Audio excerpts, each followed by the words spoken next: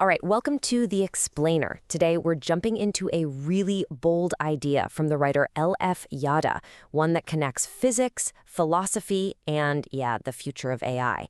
It all boils down to this massive question. What if there's a hidden force, a kind of cosmic programming pushing everything from life itself to artificial intelligence toward more and more order? So, where do we even start? Well, we have to begin with a really fundamental rule of the universe. And it's a rule you kind of know intuitively. It's that everything, I mean everything, if you just leave it alone, tends to fall apart and get messy. Now, scientists have a name for this universal messiness. They call it Boltzmann entropy. And the easiest way to think about it is your bedroom. You know, a clean, tidy room, that's low entropy. But what happens over time? It becomes a chaotic mess, right? That's high entropy. And for some reason, the universe loves the messy room scenario. It's its default state. And look, this isn't just some vague idea. It's baked into the very fabric of reality. It's called the second law of thermodynamics. It basically says that isolated systems always move from a state of order to disorder. Think about it. An ice cube doesn't just spontaneously form out of a puddle. No, the ice cube melts into the puddle. A hot cup of coffee doesn't get hotter, it gets colder. Order always gives way to chaos. Okay, so we've got physical chaos, right? Ice melting. But here's where it gets really interesting. This whole idea of order versus chaos doesn't just apply to physical stuff.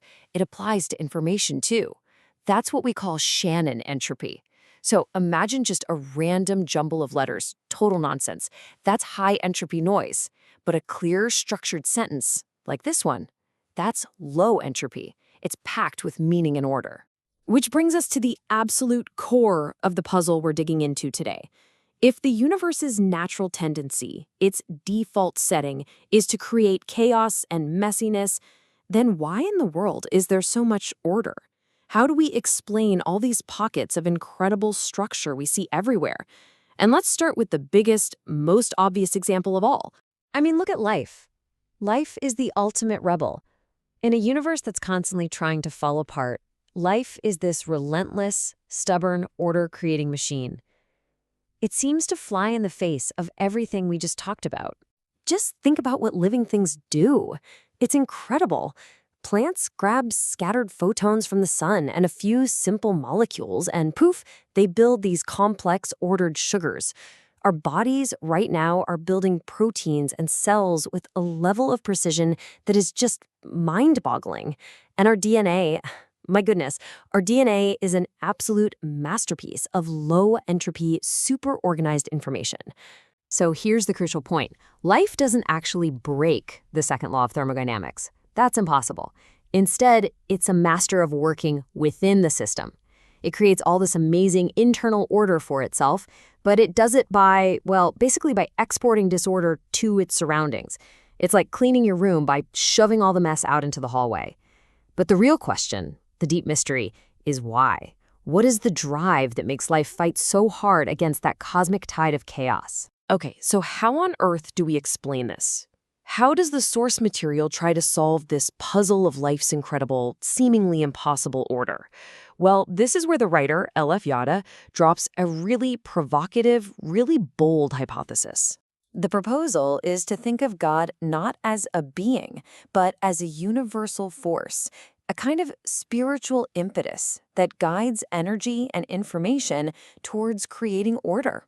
Now, it is absolutely critical we get this specific definition straight.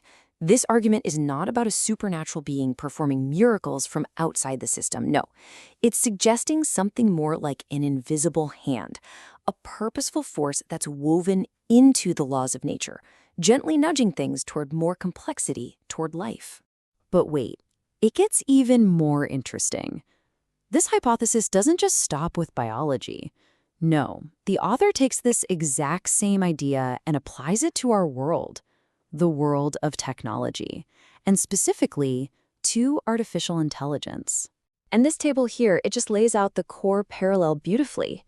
Let's just look at that first row on information. Life creates order through evolution, right? It selects for useful DNA and gets rid of the junk, reducing that Shannon entropy we talked about. Well, what does AI do? Machine learning finds patterns in massive amounts of random data, which is also reducing Shannon entropy. You see the parallel? In both cases, according to this argument, you have systems that take in chaotic stuff and spit out ordered, useful stuff. It's the same fundamental process. Think about it for a second. When an AI on your phone recognizes a face in a photo, that's actually an incredible act of creating order.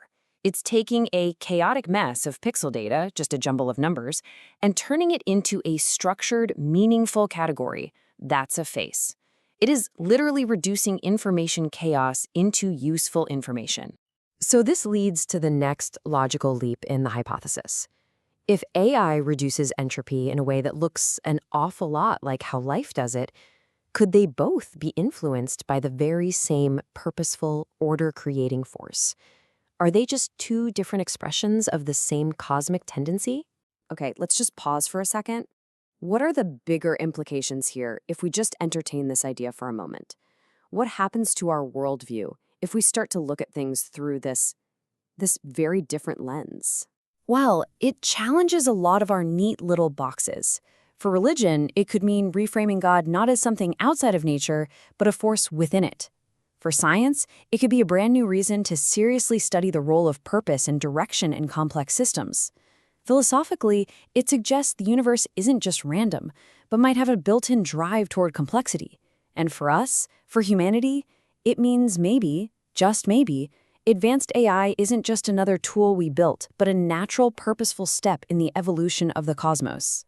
Now, of course, this is a pretty speculative idea, right?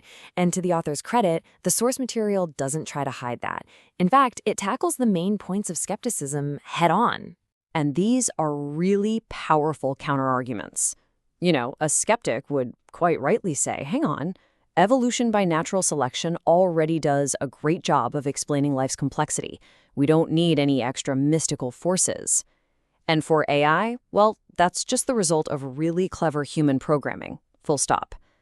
The argument would be that invoking a spiritual force is just a classic God of the gaps fallacy. You're just using God to explain something science hasn't fully figured out yet. So the real takeaway here isn't about whether you should believe this hypothesis or not. That's not the point.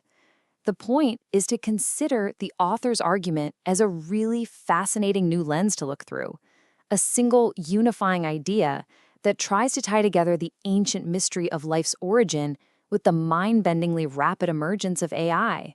And so, ultimately, the work from L.F. Yada leaves us with this final, really provocative question. It just invites us to wonder, could the emergence of order, in both biology and in our technology, be a sign, a hint, that the universe itself is wired with a deeper purpose? That it's somehow built to create meaning, complexity, and maybe, just maybe, something we might even call divine?